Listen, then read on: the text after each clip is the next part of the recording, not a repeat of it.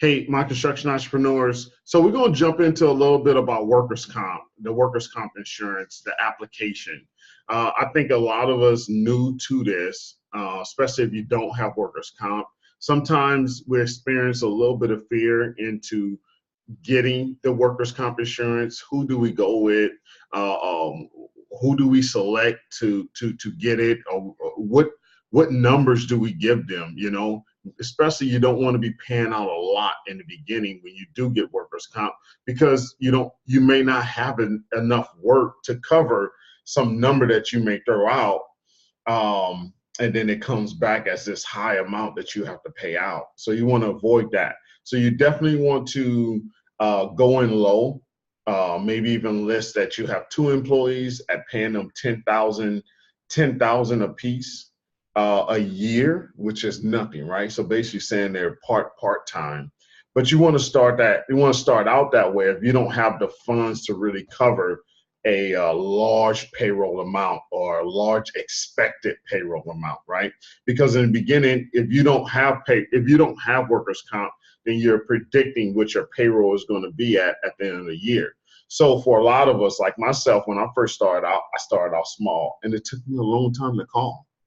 So start out at 20,000 total payroll amount, basically saying you got 2 employees working part-time, but you got to understand this, is that you have to have an accounting system, right? And then you have to set it up to where you're paying on those payroll taxes every payroll, okay? Because even though you're giving that low $20,000 amount for your payroll, remember at the end of the year, if you're more than that, you're going to have to owe. And that's what get a lot of us as smaller contractors really caught up, because you at the end of the year or at the end of that policy, they come to collect and they're like, hey, you didn't have 20,000, you actually had 300,000, and you got to pay this big balloon amount, and they want their money, right?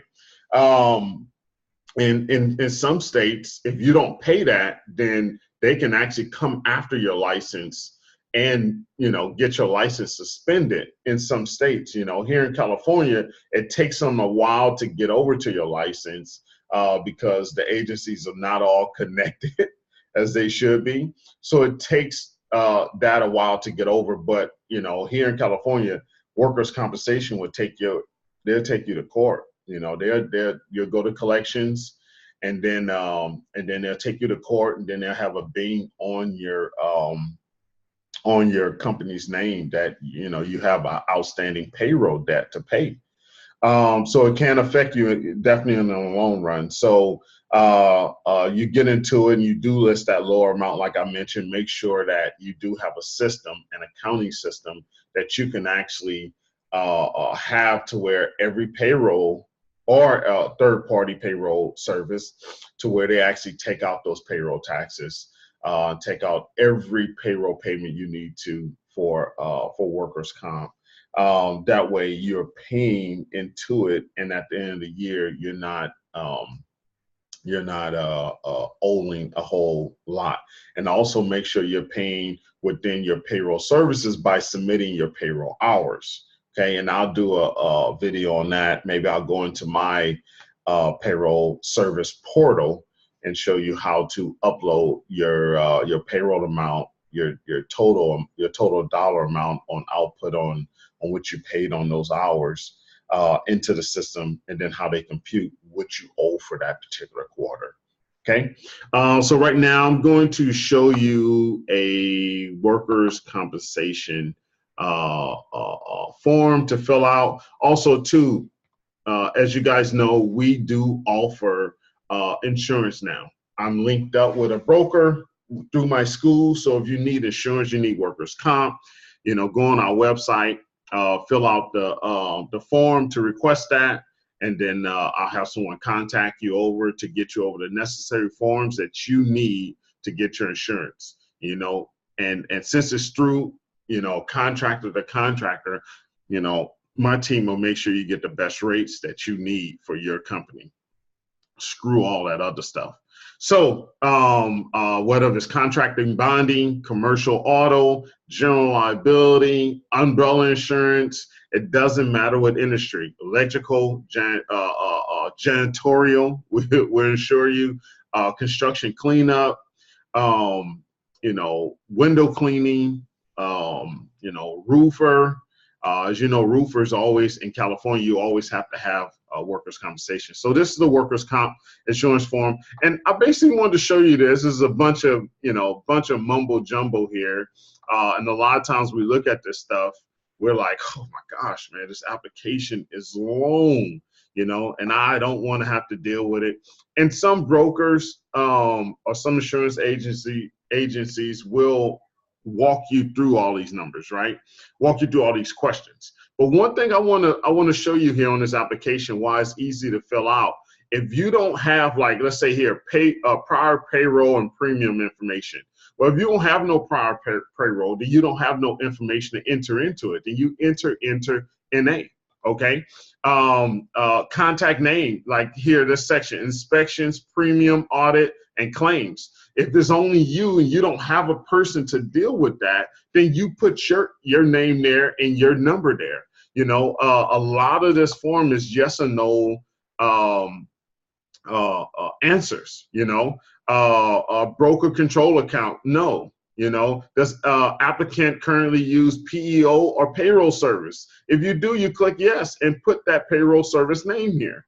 Okay, you provided a brief description of your operation. I usually put, you know, we do commercial projects and residential projects, you know, and then they'll ask you for, you know, how much of residential you do, how much commercial you do. You give them a percentage amount. You see here, I'm not going to go through each one because it's a, you know, it's quite a bit. And I don't want to extend this video over too long, but I want to show you that if you need to go for workers' comp, it's not as complicated as it may seem. It's just a lot of yes or no, check the box, questions, answers, and that's it. You know, if yes, are vehicles taken home? Just put no. Maybe you don't have a fleet of vehicles, okay? Then put no. You know, if yes, then you put yes. Okay, who does the servicing? Outside vendor, in-house mechanic? You know, it's just boxes. And it's not, do you have relatives that work for you? You list their name, their relationship to you. You know, the estimated annual revenue for those individuals. You know, here's the part I talked about, where it's new construction. You know, percentage of work subcontracted out. You put that. You know, and if you don't have those percentages, then what I say before, you predict, you estimate. Right? It's educated guesses. So you predict what that percentage is. And you want to also, too, you know, you want to be on the low end of that. That way they're not calculating too much into it and you don't reach those numbers. Okay. So you want, if you say, hey, you know, I'm a sub out maybe 20%, you know, 10%. Maybe, you know, chalk it down a little bit and that'll be okay, you know, but estimate number of jobs per year. You don't have that number, then you have to estimate that. Okay, so a lot of this, for us new contractors, we have to estimate what those numbers are going to be. What is your estimated annual gross sales? Right, we're not talking about profit in your pocket. We're talking about on jobs that you sold. Okay, watch my video about talking about gross profit. So it's about the jobs you sold. So if you sold this job for 20,000, 5,000, 2,000, you add those numbers up and not the profit that you make. Okay, not that how much equipment costs you or anything. They're asking for gross sales, annual sales on a yearly basis. Okay, so don't be afraid to put that number there. And they ask for new construction, commercial construction, interior, exterior, apartments, condos, remodeling, service repair, single homes. So, you know, you enter in all this information and it's not complicated at all. You know, if you don't do that type of work, then you put no. If you don't have the answer for it because you don't have the data, information to input into that, then you put NA. Okay. And then what my agents would do, if it seems like a question that that required a different answer than NA, then my agents will give you a call and actually describe and go in detail of that question so you can give a better answer, okay? And then that's it. You know, you pay for that policy, and like I say, you pay quarterly or sometimes yearly, depending on how much work you have, okay, and what those totals are, that those payroll totals are, and then that's it, guys. So that's all I want to share with you. You have any questions or comments or need insurance services, make sure you leave a comment below. Check the links below. We got links down there for insurance services that you can actually request from us, and we'll get you taken care of. Guarantee that. So my construction entrepreneurs, I'll let you go with that. Remember, hustle hard, then hustle harder. Check you on the next one.